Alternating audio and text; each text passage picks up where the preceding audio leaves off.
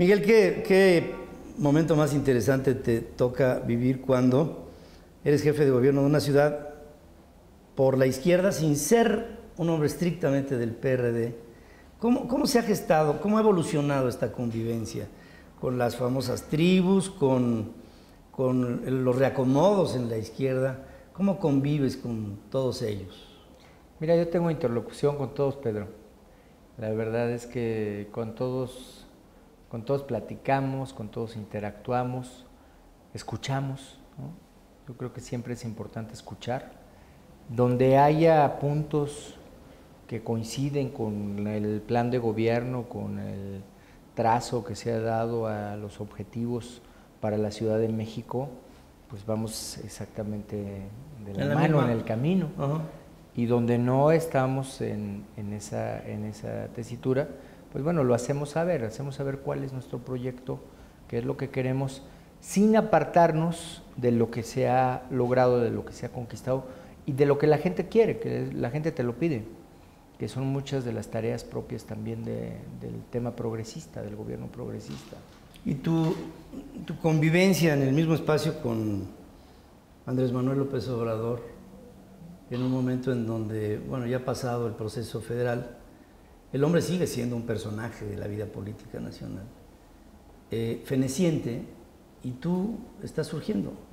¿En qué momento tienes que negociar, transigir, convivir, cohabitar con él? Mira, yo he tenido la verdad un trato muy, yo diría muy respetuoso con... ¿Distante o no? El trato y la comunicación ha sido con las instancias de gobierno, ha sido institucional en el manejo formal, y por supuesto que ha sido respetuoso, diría yo, porque nunca se ha antepuesto ni la figura que tú mencionas, ni lo que significa Andrés Manuel López Obrador en los antecedentes de la Ciudad de México, y obviamente pues él fue jefe de gobierno. Y yo reconozco la tarea y los trabajos que él realizó, siempre lo he dicho, ¿no?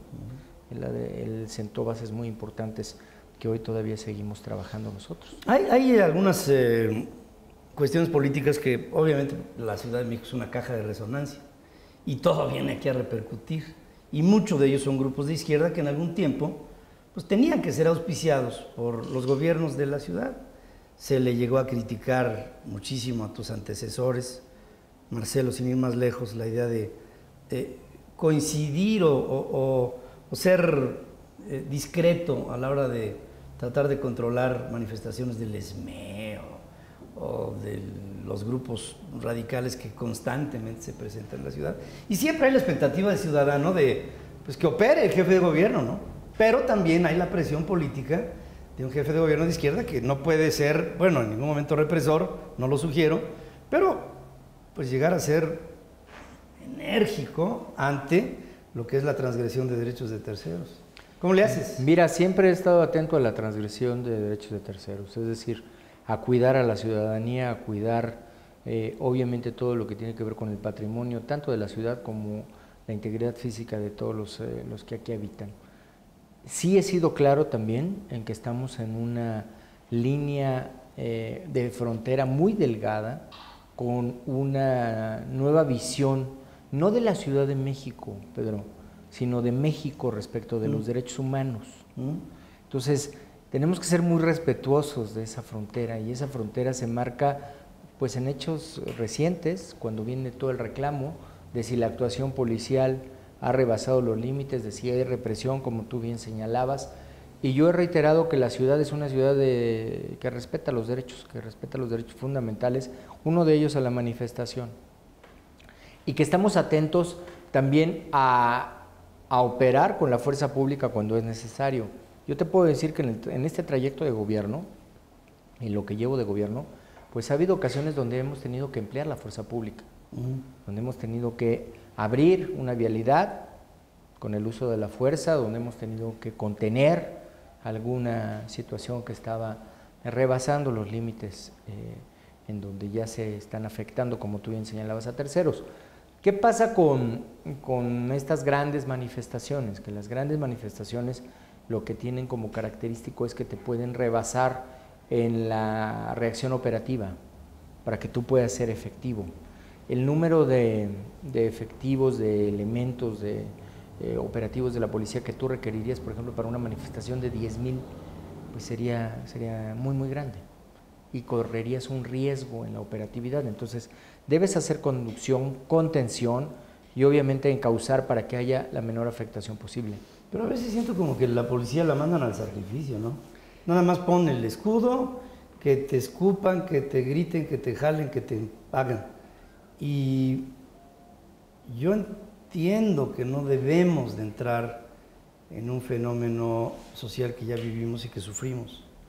Pero al mismo tiempo, pues el ejercicio de la ley es hoy más que nada un mandato, ¿no? Yo te diría que tenemos un número importante, por ejemplo, de personas que han sido puestas a disposición por lesiones o por vejaciones a elementos de la autoridad. O sea, no es tierra de nadie esto. No, por el contrario, yo creo que tenemos un buen número de esas consignaciones a juez penal. Pero bueno, cuando es tan violento el evento, como algunos que hemos tenido, cuando se trata de un grupo de jóvenes que está queriendo provocar precisamente la reacción de la policía para después tener otro tipo de consecuencias, buscamos contener lo más posible. La policía del Distrito Federal, una de las características que tiene es que no usa armas. Tú bien lo dijiste, escudo, usan un escudo táctico, pero no usan armas, ni siquiera toletes. Entonces, llegamos hasta un punto en donde si se rebasa, obviamente sí hay que actuar de manera diferente. Y entonces tienes que detener. Y la detención tiene que ser con un gran cuidado, además. Esos son los límites que tienes. Y es lo que te marca la actuación. Y poner a disposición de la autoridad. ¿Sientes que el país está volcándose otra vez hacia el presidencialismo? Y te preguntaría también aquí, ¿cuál es tu relación, tu convivencia con el poder federal, con el presidente? Mi convivencia con el poder federal, concretamente con el presidente, es institucional, es cordial, porque lo debo reconocer, hay un trato cordial y hay un trato respetuoso. Estoy muy claro de mis tareas, de mi función y de lo que yo tengo que hacer en mi esquema de responsabilidades. Y conjugo esto con mi propio deber de coexistencia constitucionalmente marcado entre la Ciudad de México y los poderes federales. Y bueno, con el presidente yo siempre he buscado tener un trato de comunicación.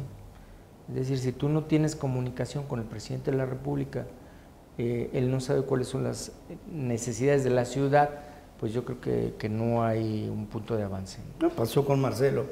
Creo que la última vez se dieron la mano fue la única en un sexenio, ¿no? Pero en fin, eso más bien me toca a mí decirlo.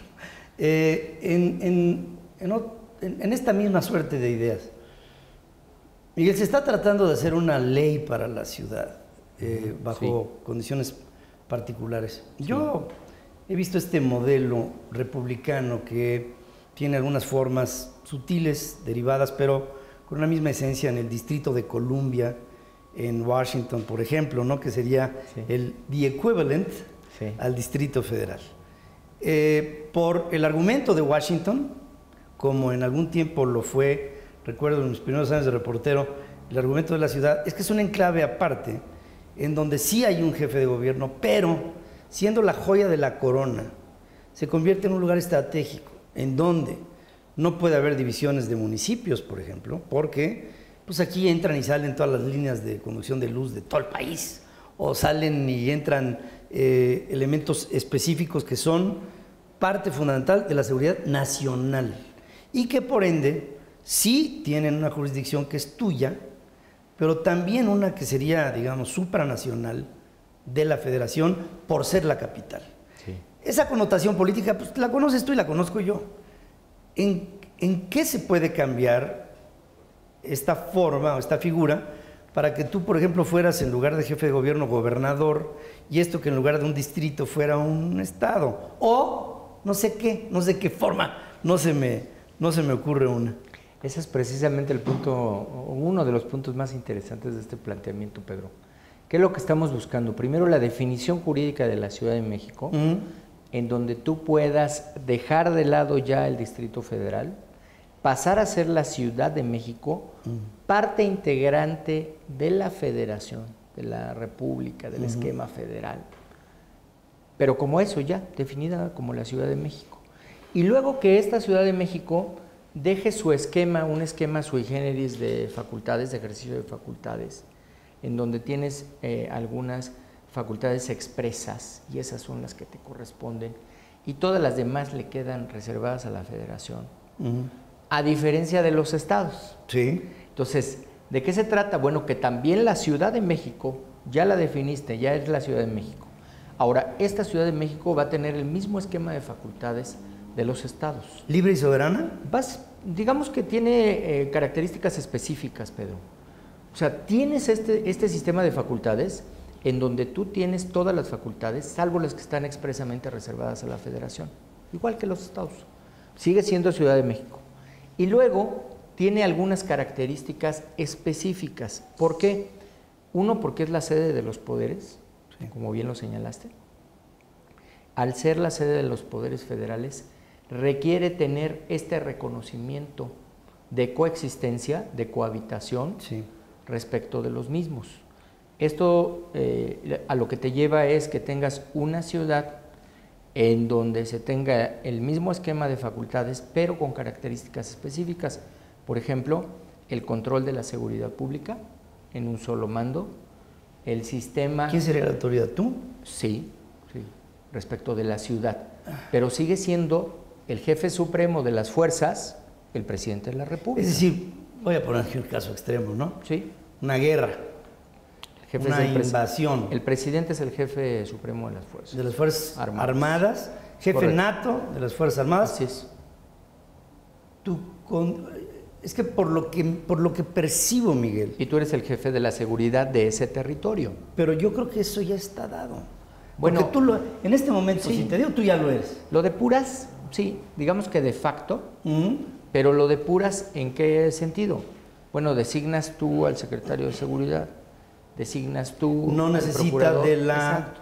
El beneplácito, como en este caso. En este caso, el presidente de la República es el que designa al secretario de Seguridad Pública.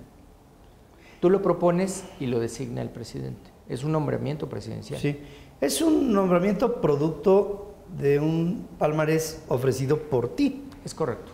Porque, de hecho, pues el presidente no se habrá fijado en los nombres de quienes hoy son tu procurador y tu secretario. Lo propones, lo analizan y hay una obsecuencia. Exacto. Pero yo creo que, o sea... Y vas más allá, más allá todavía. ¿Hacia dónde vas? A que, por ejemplo, la recaudación la sigues teniendo tú en el esquema central. ¿Cómo está? ¿Cómo está? ¿Por qué? Porque tienes que dar garantía de lo que tú decías, es garantía pues de que todos los poderes de la Federación van a estar salvaguardados, va a haber los recursos suficientes. Te lo pongo entonces de otra manera, digamos, es un tema jurídico que incluso habría que hasta sentar jurisprudencia en muchas cosas que van a gestarse ahora, pretendidamente se está estudiando. ¿Qué le falta a lo que ya está? Reformas la Constitución, le das naturaleza jurídica a la Ciudad de México, eliminas el Distrito Federal porque ni es distrito, fue distrito, fue un departamento. Fue una regencia, fue una regencia, ha pasado por todas estas calidades jurídicas. Ahora está viviendo una calidad jurídica que viene producto pues, de una lucha política y de una evolución que se ha ido llevando hacia la autonomía. Y define Ciudad de México, define la naturaleza jurídica en la Constitución, define su esquema de facultades, pones las salvedades de ser la ciudad capital, haces el reconocimiento expreso de que es la ciudad capital. Y luego, ¿qué más, Pedro? Bueno, lo que sigue es tener una Constitución. ¿Qué estamos proponiendo? ¿Qué estoy proponiendo yo? Esa Constitución no es que quién la crea, o la crea el Senado, o la crea la Cámara de Diputados, o la crea la Asamblea Legislativa. Lo que yo digo es, hay que crearla todos, porque pues así debería de ser. Parte federal, parte local, y la ciudadanía, constituyentes. Un constituyente, como lo hubo en Querétaro en 1917. Una especie como de consejo. Que solamente trabaja en eso, en la Constitución. Y cuando ya la tiene, se diluye, se acabó el constituyente.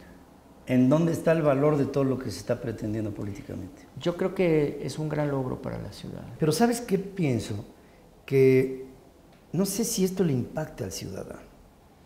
Yo creo que necesita conocer exactamente. A eso voy. Yo no sé si... Hay que informarlo. Como una labor... ¿Sabes por qué siento, Miguel? Siento como que estamos en el éter y el ciudadano está, Sí. está viendo y no... Yo creo que estamos en un punto en donde ya no puede haber ninguna discusión política si no está el ciudadano perfectamente enterado con peras y manzanas. ¿En qué te beneficia? ¿De qué te sirve? ¿De qué me sirve a mí Esa es la que pregunta, le cambien sí. el nombre y que sea Distrito Federal o no, o que sea la Ciudad de México, o bueno, espero que no sea la de... Mira, cuando participan, por ejemplo, en los programas, ¿no? Y entonces analiza si este programa se crea para los municipios, la ciudad no participa. ¿Por qué? Porque no tiene municipios, tiene delegaciones. Sí. O cuando este otro programa está definido para los estados, No pues entra. entonces no entras porque pues, tú no eres un estado. Pero no tienes muchas más cosas como la Ciudad. Digo, la Ciudad de México tiene. O sea, yo cada vez que voy a un estado, la envidia No, claro. es el Distrito Federal. Por eso debes tener tus características Definidas. definidas como ciudad capital. Yo espero que esto se comunique, ciudadano jefe de gobierno, porque siento que, bueno, si es una prioridad, Sí. habría que explicar por qué. Sí, yo creo que hay que hacer mucha difusión. Sí, hay Vamos que a hacerla. salir a territorio, hacia las delegaciones, hablar con la Que no se gente. convierta en un boleto político, sino realmente, pues que haya yo creo que, no sé si estés de acuerdo conmigo, yo veo al ciudadano ya muy ensimismado, todo el mundo quiere pasar antes, hay un nivel de egoísmo, nos estamos volviendo un ciudadano gandallón que en medio de pues, tantos que somos, necesitaríamos humanizar un poco la Ciudad de Sí. México. Y tú eres un buen personaje para hacerlo. Yo siempre les digo que la ciudad es de todos y que uno solo no puede. No, pues no. Y que necesitas que todo el mundo participe. Las campañas, los trabajos que queremos hacer, los ejercicios que estamos llevando a cabo, ahora en Álvaro Obregón, en Gustavo Amadero, en Iztacalco, en Magdalena Contreras, en donde ves, por ejemplo, contra el graffiti, pues que la gente está pintando sus casas. Eso es bonito. Y que vas haciéndolo, ¿no? Como los pueblitos, de un mismo color, de combinaciones, y que la gente lo cuida. Eso es lo que tenemos que buscar, ese rescate, porque si no pasa lo que tú dices, pues eso ya no me importa. Y si puedo destruir la de enfrente, pues mejor. Y tenemos que buscar también el cuidado de las personas. Por eso yo digo que la ciudad tiene que volverse bonita.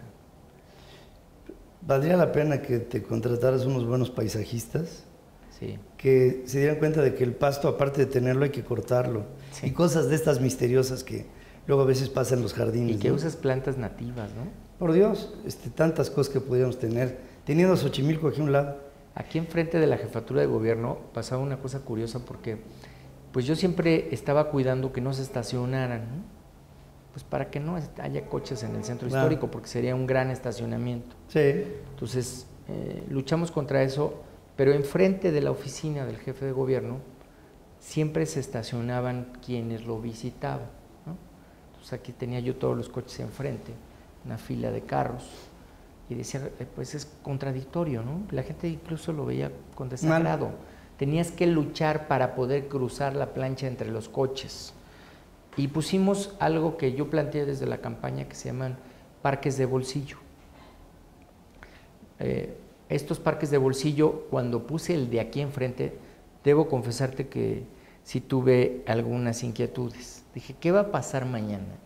Cuando la gente que ha visto siempre aquí el pavimento se encuentre con que está pintado de verde, que tiene unos juegos para niños, que tiene 2 aparatos para hacer ejercicio, que hay bancas, que hay sombrillas, No, que hay plantas. pues de aquí soy. ¿Quién sabe si no vayan a destruirlas? No, pero ve el resultado. Está lleno todo el día. Oye, yo si fuera un cronista de sociales, serías mi frustración. Eres el enigma en tu vida personal, que tienes una vida personal Enigmática. enigmática, ¿no? Digo, todos conocemos más o menos la vida de todos los políticos, pero tú eres como una pared, ¿no? Pues no, mira, ¿Tienes novia? Ya he comentado muchas veces. ¿Sí? No La sé. verdad es que no es muy complicada. Te voy a decir por qué no es muy complicada. ¿Por? Bueno, porque tengo a mis hijos, Ajá. ¿no? Cuando tengo ¿Cuántos hijos oportunidad de estar con ellos, con 2 varoncitos que Ajá. veo no de manera muy regular, digamos cada 15 días estoy con ellos, aprovecho al 100%. O sea, yo nunca he tenido una nana o una enfermera cuando estaban más chiquitos o detalles así. O sea, es al 100%. Y bueno, pues cuando no estoy con ellos, entonces el trabajo, la verdad, ocupa, te diría yo que toda la parte del día. Yo llego a tu casa, Pedro, ya pasadas las 11:30, 12 de la noche. Me levanto a las 5 de la mañana, me preparo para hacer deporte, hago ejercicio hasta estar ya, digamos, pasando hacia el tiempo de preparación para venir a la oficina. Estoy en la oficina y otra vez. O sea, para el corazón no hay nada ahorita. Pues muy poco, ¿no? Hay poco tiempo. ¿Poco? Hay poco ¿O tiempo. nada? Poco tiempo, ¿no? No, no hablo de tus hijos, hablo de tu vida. Hay poco tiempo, Pedrito. ¿Sí? Poco tiempo. O sea, eso quiere decir que no hay prospecto. o es un secreto mayor. Que me vaya yo a casar, no, Pedro. Bueno, no dejes de avisarme cuando esto sea. Sí. Porque eso sí será una sorpresa. Seguro. Porque sé que estás verdaderamente casado con tu trabajo. Sí. Así es como estás ahorita. Sí. Bueno, ya me avisarás. Te aviso Me con mucho gusto. da mucho gusto verte. Gracias, pero igualmente. No tienes un boleto fácil, pero sabías que no iba a ser así. Así es. Te agradezco mucho que me Gracias a ti, Pedro, como siempre. Gracias. Muchas gracias. Bueno, saqué una ramita, ¿no?